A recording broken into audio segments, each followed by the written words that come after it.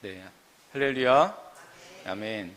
네, 한 주간 비와 또 여러 가지 어려움 속에서도 그 어려움을 뚫고 또 이렇게 좋은 날씨 가운데 또 이 자리에 나오게 되어서 하나님께 감사를 드립니다. 우리는 지금 여호수아서 말씀을 계속해서 보고 있습니다. 모세가 죽은 이후에 지난 1장에서는 하나님께서 여호수아에게 그 모세에게 주셨던 그 사명을 이어가라고 그렇게 말씀을 해주십니다. 힘도 주시고 용기도 주시고 또 이스라엘 백성들도 여호수아에게 힘을 실어주는 그런 모습이 1장에 나와 있습니다. 자, 이제 힘을 얻었으니까 요단강을 건너서 진격하는 일만 남았습니다. 그런데 이 진격을 하기에 앞서서 요단강을 건너기에 앞서서 여호수아는 가나안 땅에 들어가서 제일 처음 만나게 될 이 여리고 성에 대해서 정보를 얻고자 하였습니다. 그래서 2명의 정탐꾼을 이 여리고로 보냅니다. 2장 1절 말씀에 보면 눈의 아들 여호수아가 시딤에서 2사람을 정탐꾼으로 보내며 이르되 가서 그 땅과 여리고를 엿보라 하고 그렇게 말을 합니다. 이스라엘이 가나안 땅을 정탐한 것이 이번이 처음이 아니죠. 40년 전에도 이스라엘은 가나안 땅을 정탐했던 적이 있었습니다. 12명의 정탐꾼을 파견해서 가나안 땅을 두루 살펴보았습니다. 그리고 그 정탐의 결과는 어땠습니까? 그 결과로 이스라엘은 40년 동안 광야에서 생활을 하는 그런 일을 만나게 됩니다. 그때 정탐에 나섰던 12명의 정탐꾼 가운데 여호수아도 포함되어 있었습니다. 정탐이라는 것이 그 땅에 대한 정보를 얻을 수 있는 이점이 물론 있지만 정탐꾼들의 보고에 따라서 백성들의 사기가 땅에 떨어질 수도 있고 그로 인해서 또다시 하나님을 거역하고 가나안 땅에 들어가는 것이 미뤄질 수 있는 그런 위험도 도사리고 있었던 것입니다. 누구보다도 그 위험성을 직접 몸으로 겪었었던 여호수아이기 때문에 정탐꾼을 보내야 한다라고 하는 그 결정이 쉽지는 않았을 것입니다. 그럼에도 결국 여호수아는 정탐꾼을 보내게 됩니다. 하나님께서 보내라고 직접 말씀을 하신 건지 아니면 여호수아가 단독에 혼자 판단해서 그런 결정을 내린 것인지는 모르겠지만 여호수아는 정탐꾼을 보내게 됩니다. 여호수아서를 계속 읽어보시면 아시겠지만 사실 이 여호수아 2장은 그냥 싹 송두리째 이 2장을 빼놔도 전혀 이 여호수아 스토리에 지장을 주지 않는 그런 말씀입니다. 성경을 읽다 보면 그런 본문들이 있습니다. 스토리 진행에 전혀 문제가 없는 그 본문을 그대로 빼내도 전 스토리 진행에는 문제가 없는 그런 본문들이 있는데 여호수아 2장이 바로 그렇습니다. 1장에서 하나님이 여호수아에게 힘을 북돋아 주시고 3장에서는 요단강을 건너가는 스토리로 바로 넘어가도 아무런 문제가 없습니다. 그런데 2장에 여리고 정탐 사건이 들어가 있는 것이죠. 이렇게 빼도 문제가 없는 본문이 들어가 있다라고 하는 것은 그 본문에서 특별히 말하고자 하는 것이 있기 때문에 그렇습니다. 정탐꾼을 보냈더라도 그 이야기를 굳이 실지 않았어도 되지 않았을까? 또는 아예 정탐꾼을 보내지 않았어도 그만이었을 것 같은데 나중에 여리고성 전투 이야기를 우리가 살펴보면 알겠지만 굳이 정탐이 필요했나 이런 생각이 들지 않습니까? 무슨 전략이 필요했습니까? 하나님이 하라는 대로 그대로 순종해서 여리고성을 무찌르지 않습니까? 아무런 정보가 없이도 전혀 지장이 없었을 것 같은 그런 상황임을 생각을 해보면 보내지 않았어도 그만이었을 것 같은 그런데도 불구하고 정탐꾼을 보내고 또 그 정탐꾼을 보낸 그 이야기를 이렇게 본문에 상세하게 기록하고 있다라고 하는 것은 이 본문이 가지고 있는 특별한 의미가 있기 때문이라고 생각을 합니다. 여리고 정탐꾼 이야기가 이스라엘에게 그리고 또 그 정탐꾼들과 만난 라합에게 어떤 특별한 의미가 있었는지 이 시간 본문 말씀과 함께 살펴보려고 합니다. 여리고 정탐꾼 사건이 이스라엘에게 주는 의미가 있었습니다. 여리고 정탐을 통해서 이스라엘의 백성들의 사기를 높일 수가 있었어요. 여호수아서가 시작되면서 하나님이 가장 먼저 하신 일은 바로 여호수아의 사기를 북돋아 주시는 일이었습니다. 강하고 담대해라. 두려워하지 말고 놀라지 말아라. 모세의 뒤를 잇는다라는 것이 엄청난 압박감입니다. 성경에서 묘사하고 있는 여호수아는 우리가 생각하고 있는 것과는 달리 소심한 면이 많이 있어요. 우리는 여호수아 그러면 뭔가 이 전장을 지휘하는 그런 용감한 장군의 모습으로 우리는 떠올리기가 쉽지만 성경에서 묘사하고 있는 여호수아는 오히려 그것보다는 좀 더 소심한 그런 면이 많이 보입니다. 하나님께서 굳이 강하고 담대하라고 자꾸 이렇게 여러 번 반복해서 언급하시는 것부터가 그가 얼마나 소심했던 사람인가를 보여주는 것이기도 하고요. 여호수아서 말씀을 쭉 가만히 들여다보면 또 우리가 앞으로 이제 전할 말씀드리니까 자세하게 말씀은 안 드리겠지만 소심한 그런 부분들이 많이 보여집니다. 그런 여호수아에게 사명을 새롭게 해주시고 용기를 주시는 작업이 필요했기 때문에 1장에서 여호수아를 북돋아 주십니다. 그런데 여호수아만 그랬겠느냐라고 생각해보면 그렇지 않습니다. 이스라엘 백성들도 모세의 죽음 앞에서 혼란스럽게는 마찬가지였을 것입니다. 출애굽에서부터 가나안 입성을 눈앞에 둔 현재까지 40년 동안 이스라엘을 이끌어온 지도자가 바로 모세였습니다. 모세가 죽을 때 나이가 120세였었는데요. 모세와 다른 이스라엘 백성들과의 나이 차이가 꽤 많이 납니다. 모세 다음으로 나이가 많은 사람들이 여호수아와 갈렙인데요. 한 80세 전후가 됩니다. 이 사람들이.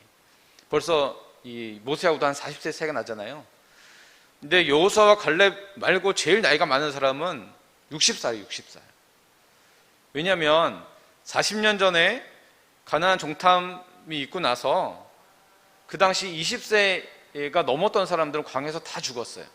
그러니까 최고로 나이가 많았던 사람이 그 당시 20세에 있던 사람인 거죠. 그러니까 지금 이 모세와 나이 차이가 벌써 60세 이상이 차이가 나는 그런 사람들인 거예요. 이 사람들이 모세를 바라봤을 때 이 모세를 바라보면서 얻었던 이 힘과 이런 것들이 어마어마했을 것입니다.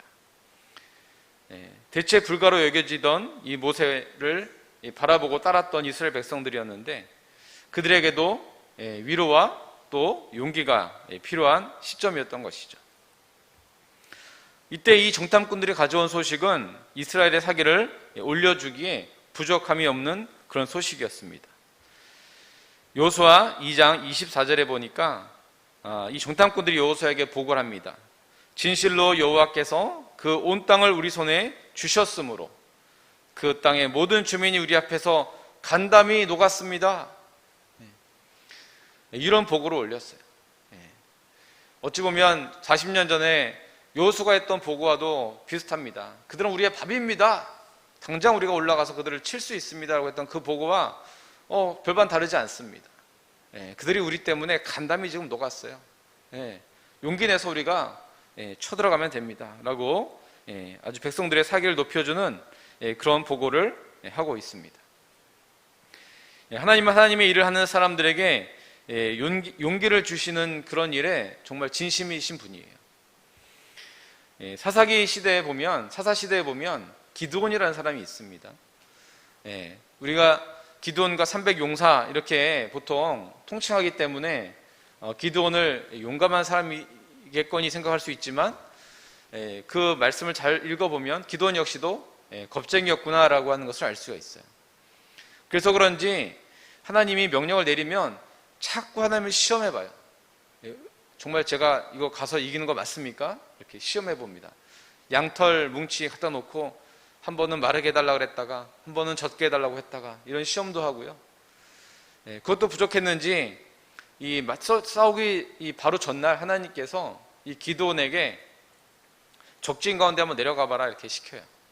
적진 가운데 몰래 내려가 봅니다. 내려갔더니 이 적병들이 서로가 이야기하는 소리를 듣게 되는데, 어떤 이야기를 하고 있냐면, 내가 지난밤에 꿈을 꿨는데 기드온 때문에 우리가 다 망하는 꿈을 꿨다, 뭐 이런 이야기를 하는 걸 듣게 만들어주세요.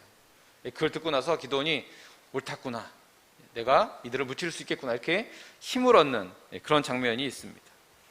하나님이 이렇게 하나님의 일을 하는 사람들에게 힘과 용기를 늘 주시기를 주시는 그런 분이시라는 겁니다. 오늘 우리에게도 마찬가지입니다. 하나님은 오늘 우리에게도 용기를 주세요.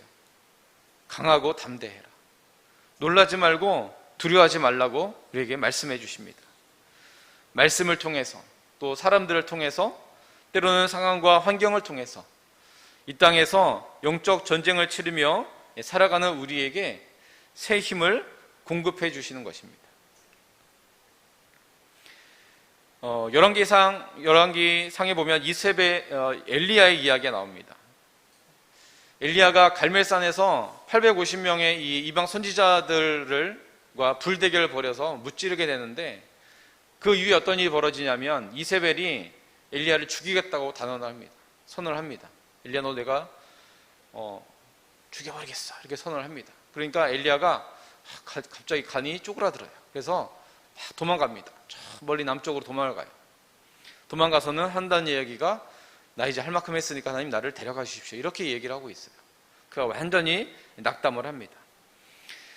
자, 그렇게 탈진해서 쓰러져 있는 엘리야에게 하나님께서는 천사를 보내서 먹을 것도 주시고 힘을 공급해 주신 다음에, 내가 결코 혼자 싸우는 것이 아니라 내가 바르게 무릎을 꿇지 아니한 7,000명을 내가 남겨두었다라고 이 엘리야에게 힘을 북돋아 주시고 있습니다. 자, 7,000명을 남겨서 홀로 싸우는 것이 아님을 알려주셨던 그 하나님께서 오늘 우리에게도 찾아오셔서 우리가 영적 전쟁을 치르기 위해 필요한 힘과 용기를 북돋아 주시는 것입니다. 우리가 이 사실을 기억하면서 매일매일이 승리의 삶이 되기를 간절히 축원합니다. 여리고 정탐꾼 사건이 이스라엘에게 주는 의미가 또 있습니다. 여리고 정탐을 통해서 라합이라는 여인이 이스라엘 민족의 일원이 되는 그런 사건입니다. 여리고 정탐 과정에서 이 라합이라는 여인이 정탐꾼들에게 도움을 주게 되고, 그 결과로 여리고가 무너질 때에 라합과 그 가족은 보호를 받게 됩니다. 멸망으로부터 피할 수 있도록 그렇게 보호를 받습니다. 그리고 나중에 라합은 유다 지파의 살몬이라는 사람과 결혼을 하게 됩니다. 성경에는 이 여리고로 정탐을 갔던 이 두 사람의 이름이 등장하진 않습니다. 정탐을 갔던 두 사람이 누구다라고 이렇게 이름이 언급되지는 않지만, 많은 사람들이 그 중에 한 명이 이 라합과 결혼을 한 살몬이지 않았을까 이렇게 추정을 해봐요. 살몬이었을 거야, 다들 그렇게 생각을 합니다. 근거는 모르겠어요.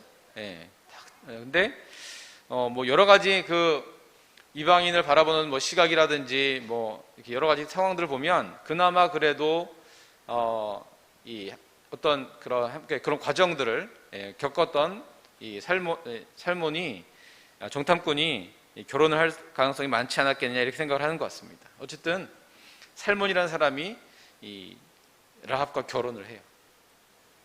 그래서 라합이 이 살몬하고 라합 사이에서 태어난 아들이 있는데 바로 보아스입니다. 보아스 여러분 좀 들어보신 적이 있으신가요? 룻기에 보면 모압 여인 룻과 결혼한 사람이 보아스예요.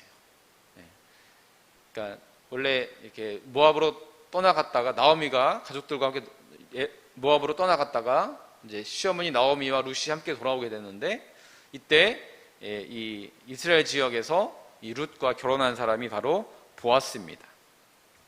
그리고 이 보아스의 증손자로 태어나는 사람이 바로 다윗이에요. 그러니까 라합은 다윗의 고조 할머니가 됩니다. 고조 할머니.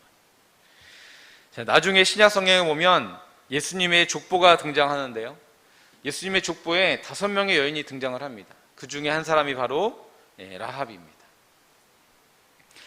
이스라엘에게 있어 라합은 단순히 정탐꾼을 살려준 여인을 넘어서 이스라엘의 가장 위대한 왕가의 조상이 되어지고요. 또 우리에게는 예수님의 조상으로 그 자리를 차지하고 있는 것입니다. 라합이 이스라엘로 귀화를 하긴 했지만 가나안 민족 출신이었기 때문에 이스라엘에서 비천한 신분으로 여겨졌을 가능성이 있습니다. 그럼에도 하나님은 라합을 들어서 다윗의 조상 그리고 예수님의 조상으로 삼으시고 그 이름을 역사를 넘어 우리에게까지 이어지도록 그렇게 만들어 주신 것입니다.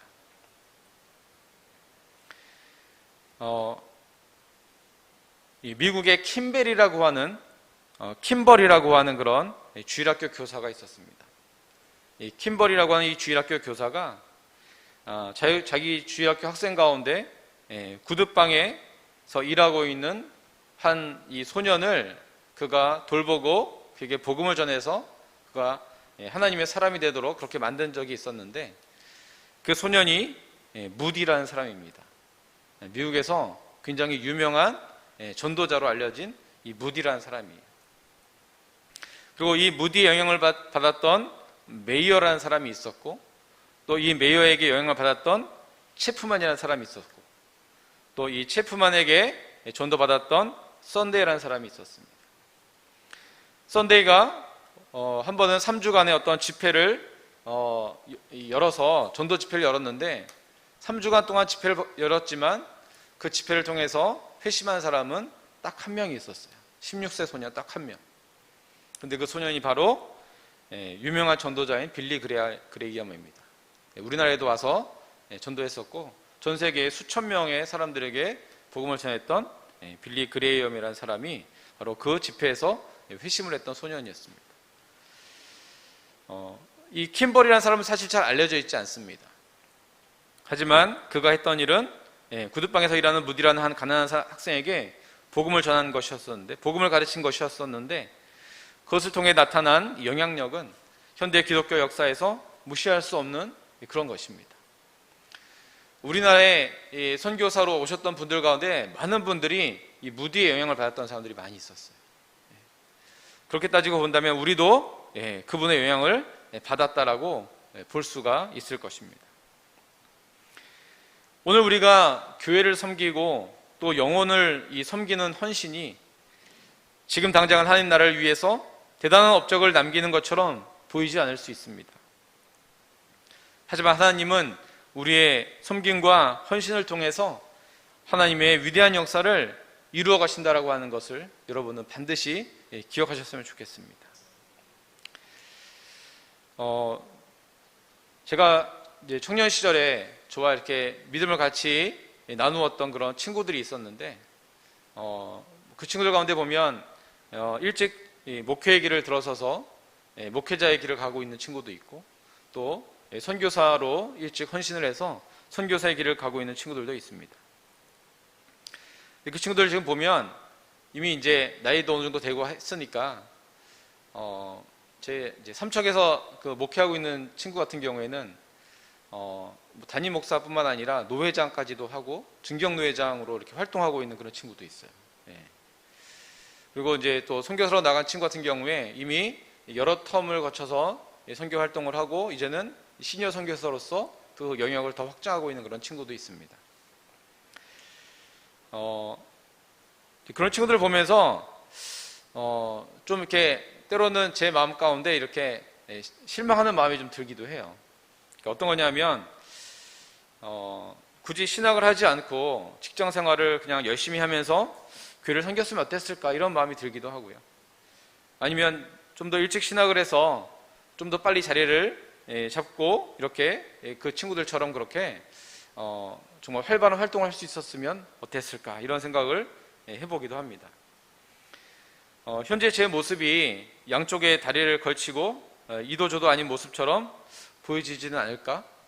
남들이 볼 때 아니 좀 한쪽에 이렇게 집중해서 하면 더 좋았을 건데 이렇게 바라보진 않을까 하는 조바심이 생기기도 하는 것이죠. 그런 생각이 들었다가도 다시 한번 이렇게 마음을 다잡는 그런 일들이 있습니다. 그래도 지금 주어진 한 걸음 한 걸음이 하나님 나라를 위해서 작은 벽돌이라도 내가 하나 올리고 있는 그런 일이 되지 않을까, 그런 마음으로 다시 한번 마음을 다잡아가고 있습니다. 여기는 우리 모두가 초조해하거나 불안해하지 않고 우리를 통해서 이루실 하나님의 역사를 기대했으면 좋겠습니다. 내가 어떤 모습으로 살아가든지, 내가 있는 곳에서 비록 내가 하고 있는 역할이 미미해 보일지 몰라도 하나님은 분명히 나를 통해서 하나님의 역사를 이루어 가실 것입니다. 주님이 보여주시는 그 길을 담대하게 걸어 나갈 수 있는 우리 모두가 되기를 간절히 축원합니다. 여리고 정탐꾼 사건이 이스라엘에게만 의미를 주는 것은 아니었습니다. 라합에게도 주는 의미가 있었습니다. 라합은 정탐꾼들로 인하여서 생명을 얻게 된 것이죠. 물론 먼저는 정탐꾼들이 라합을 통해서 생명을 얻게 됩니다. 정탐꾼들이 여리고성에 들어가서 정탐 활동을 하기 위해서 숙소를 정하게 되는데 마침 그게 라합의 집이었습니다. 성경은 라합을 기생으로 소개하고 있는데 대체로 라합의 집이 여관을 겸했던 것으로 그렇게 알려져 있습니다. 많은 사람들이 오고 가는 여관이다 보니까 정보를 수집하는 데 굉장히 유리한 면이 있었을 거예요. 자, 그런데 라합은 정탐꾼들이 자신의 집으로 들어올 때 정탐꾼인 것을 알아보았어요. 아무래도 많은 사람들을 상대하다 보니까 이 외모나 이 행동을 통해서 뭔가 수상하다, 금방 알아봤던 것 같아요. 정탐꾼인 것을 눈치를 챕니다. 문제는 라합만 알아본 게 아니라는 거예요. 여관 안에 있었던 누군가인지는 모르겠지만, 또는 길에서 스쳐간 누군가인지는 모르겠지만 정탐꾼들을 수상하게 여기고 왕에게 신고한 자가 있었습니다. 정탐꾼들이 많이 어수룩했던 것 같아요. 여기저기 다 들키고 다녔어요. 왕은 당장 라합의 집으로 사람들을 보냅니다. 정탐꾼들을 끌어내라, 사람을 보내요. 다행인 것은 라합이 이 정탐꾼들을 알아보면서 나 말고도 알아보는 사람이 또 있겠구나, 이런 생각을 한 거예요. 그래서 미리 이 정탐꾼들을 지붕 위에다가 숨겨둡니다. 그리고 왕의 명령으로 정탐꾼을 잡으러 온 사람들에게는 이 정탐꾼들이 이미 이 집과 성을 온 것은 맞지만 이 집과 성을 이미 떠났다라고 이렇게 말을 꾸며서 그 사람들을 따돌려 버려요. 여호수아 우리가 읽었던 2장 4절에서 7절 말씀에 그 내용들이 자세히 나와 있습니다. 제가 한번 읽어보겠습니다. 그 여인이 그 두 사람을 이미 숨긴지라 이르되 과연 그 사람들이 내게 왔었으나 그들이 어디에서 왔는지 나는 알지 못하였고 그 사람들이 어두워 성문을 닫을 때쯤 되어 나갔으니 어디로 갔는지 내가 알지 못하나 급히 따라가라. 그리하면 그들을 따라잡으리라 하였으나 그가 이미 그들을 이끌고 지붕에 올라가서 그 지붕에 버려놓은 삼대에 숨겼더라. 그 사람들은 요단 나루터까지 그들을 쫓아갔고 그들을 뒤쫓는 자들이 나가자 곧 성문을 닫았더라. 이렇게 해서 정탐꾼들은 이 라합을 통해 생명의 구원을 얻게 됩니다. 자, 이번에는 정탐꾼을 통해서 라합이 생명의 구원을 얻을 차례입니다. 자, 라합은 정탐꾼들에 대한 사실을 함구하는 조건으로 자신과 자신의 가족들의 생명을 살려줄 것을 요구를 합니다. 여호수아 2장 12절과 14절에 보면 그러므로 이제 청하노니 내가 너희를 선대하였은즉 너희도 내 아버지의 집을 선대하도록 여호와와 내게 맹세하고 내게 증표를 내라. 그리고 나의 부모와 나의 남녀 형제와 그들에게 속한 모든 사람을 살려주어 우리 목숨을 죽음에서 건져내라. 성문은 이미 닫혀 있었지만 이 라합의 집이 마침 이 성벽 위에 세워져 있었기 때문에 창문을 통해서 정탐꾼들을 성 밖으로 내보내줍니다. 내보내주면서 어떤 약속을 하느냐 하면 정탐꾼들을 내려보내준 이 창문에다가 붉은 줄을 매달아 두기로 그렇게 약속을 해요. 그래서 나중에 이스라엘이 그 줄을 보고 라합과 그 집안에 있는 사람들을 구해주기로 약속을 합니다. 그리고 나중에 그 약속은 그대로 실천이 되었습니다. 야고보서 기자는 이렇게 정탐꾼들을 도와준 라합의 행동을 뭐라고 말했냐면 믿음에서 비롯된 것이다 라고 그렇게 이야기를 했어요. 이 행동이 믿음에서 비롯된 것이다. 이것으로 인해서 이 행동으로 이 라합이 의롭다함을 받았다라고 그렇게 말을 하고 있습니다. 라합의 행동이 믿음이 아니었다면 설명이 되지 않는다라고 하는 것입니다.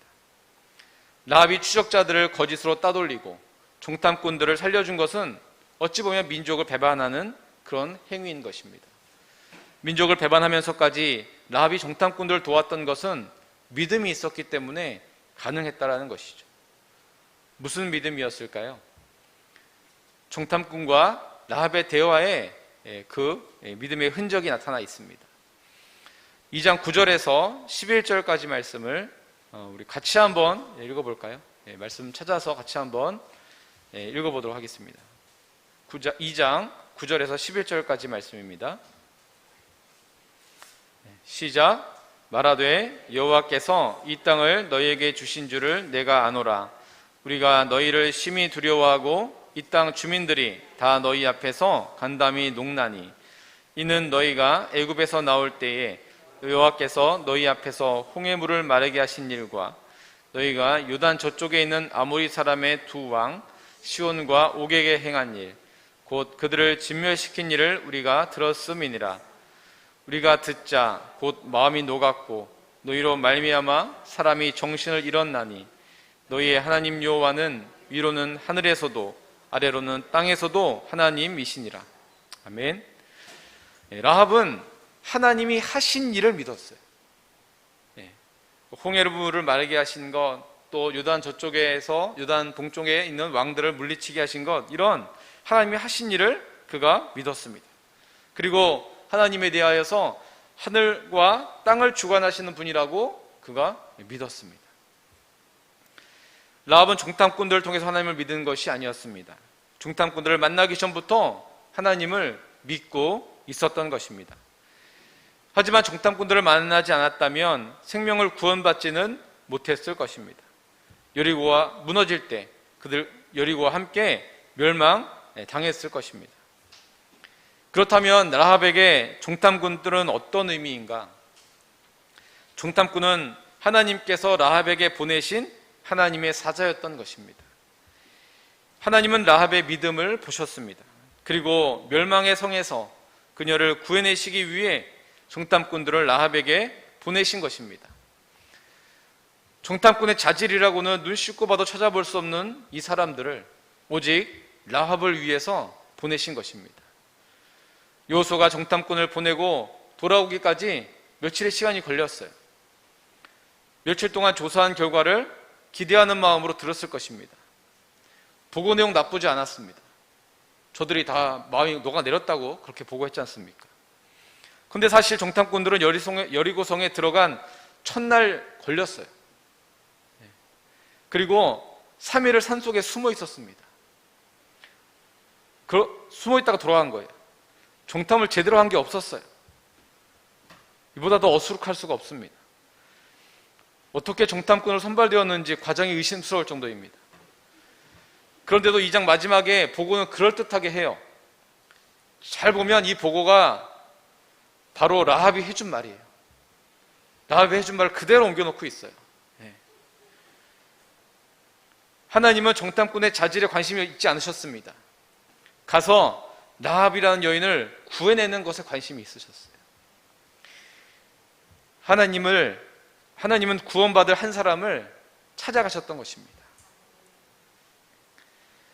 요한복음 4장에는 예수님이 사마리아 지역의 수가성 우물가에서 한 여인을 만나는 장면이 나옵니다.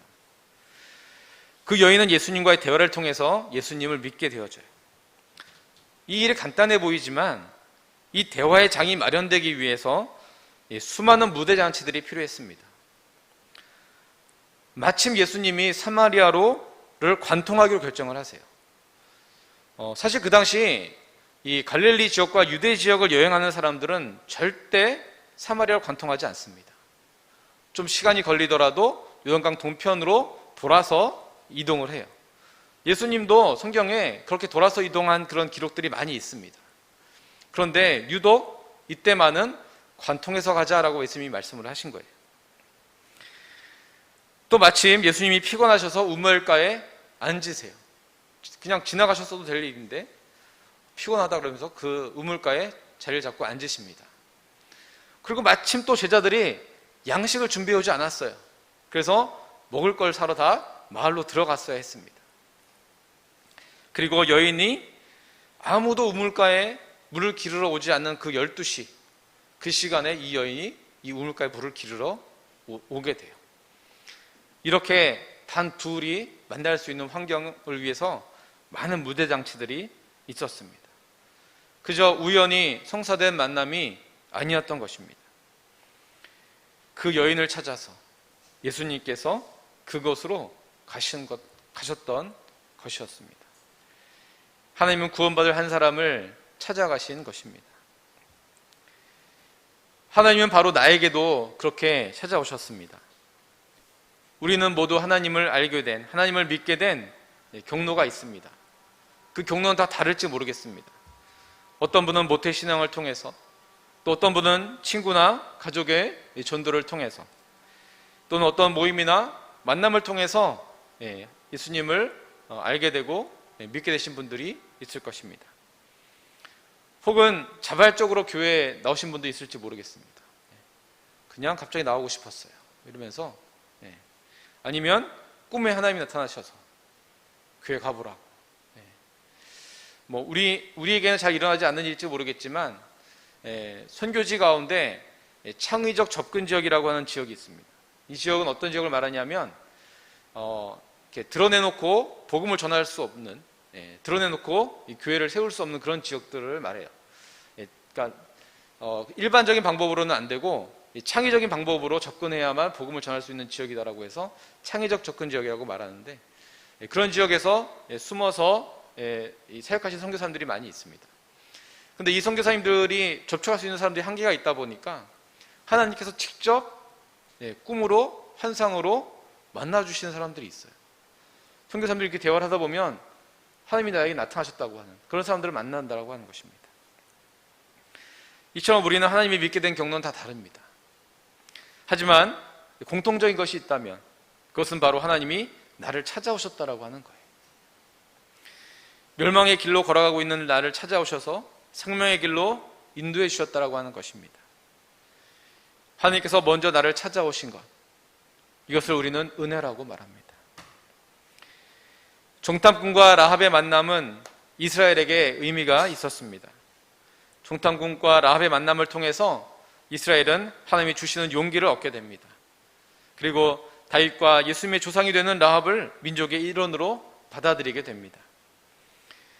또한 이 종탐꾼과 라합의 만남은 라합에게 의미가 있었습니다. 이 만남을 통해서 라합은 생명을 얻게 되어집니다. 하나님이 라합에게 종탐꾼을 보내신 것처럼 하나님은 먼저 나를 찾아오셔서 나를 택하셨습니다. 그리고 예수 그리스도의 십자가로 길을 여시고 성령님이 나를 감동시키셔서 주님의 자녀로 만들어 주셨습니다. 이것이 은혜임을 우리가 기억했으면 좋겠습니다.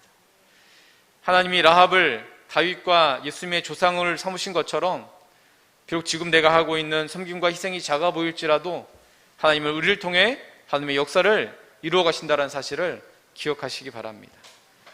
하나님이 이스라엘에게 힘과 용기를 주셨던 것처럼 날마다 영적 전쟁을 치르며 살아가는 우리에게도 새 힘과 용기를 주신다는 것을 기억하고 살아가는 우리 모두가 되기를 간절히 축원합니다. 이 시간 말씀을 기억하면서 내가 지금까지 살아온 모든 것이 하나님의 은혜였음을 우리가 함께 고백하며 나아가기 원합니다.